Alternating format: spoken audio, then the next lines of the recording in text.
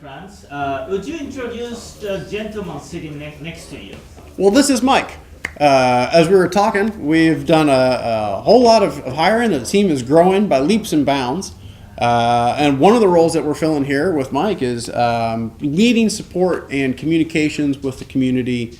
Somebody who's got the technical know-how about how things go together, but is fascinated and focused on helping people and how people work. Social engineering, how we can run support better, how we can communicate better, and how we can create the processes that we've just kind of probably cowboyed in the past to make sure that folks are getting to the answers that they need.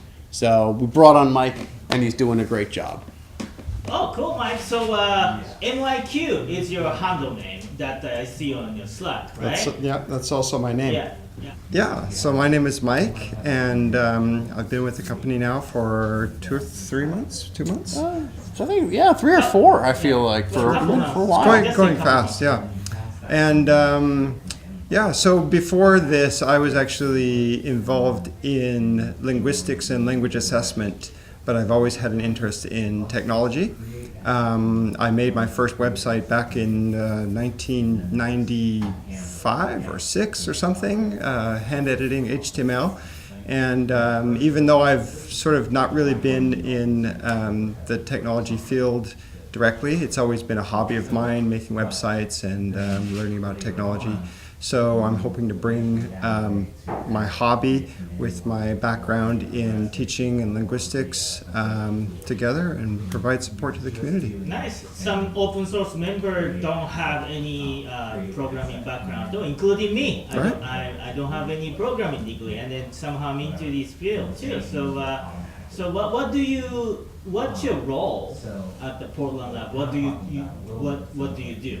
So it's kind of a lot of little things. I do a lot of support whenever someone has any sort of issue. Oftentimes I'm the first one that gets the request, and I'll either deal with it or pass it on to someone who knows a bit more of what they're doing. I also try to build some connections with the community. Make sure their needs and desires are sort of represented within the company here. I kind of advocate for them sometimes. I'm also working on building out some tests to make sure that whenever a new version is released, that it's functioning the way it should, and we're not reintroducing old bugs, things like that. I don't know, there's probably a couple other things I'm supposed to be doing, which I can't think of at the minute. I think you're doing a great job, and I think that Mike's role is growing as the organization grows very quickly. I think moving forward, Mike's going to be leading a lot of that communication effort that I was talking about before. He may not write as many languages as Corbin and Andy do, but he actually speaks quite a few that none of us do. So that's nice, and we're looking forward to having his perspective on everything that we're doing. Cool. We are looking forward to seeing you on Slack, forum, and wherever the community goes, right? Yeah, sounds good. Thank you very much. Tk you. Okay. We're not going to do any Japanese in this? Or are they going to just let that? There's no...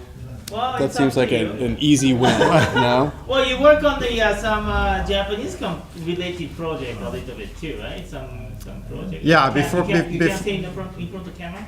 Yeah, sure. Okay, Yeah. No, I mean, before this, I worked for a Japanese company with an office in Seattle, and it's associated with AIKEN. English test. Yeah, the English test and the AIKEN Foundation in Japan. And so I worked there for a couple of months in 2016, and I also worked there in Japan as a teacher at Ritsumeikan Asia Taiheiyo Daigaku in 2007 and 8. So 2 years in Japan. I was 2 years, yeah. I was in Shiga-ken for a year and Oita-ken for a year. Okay. And nice. So cool. you can chat with me in Japanese sometime. All right, nice. Okay, thank you very much. Thank you.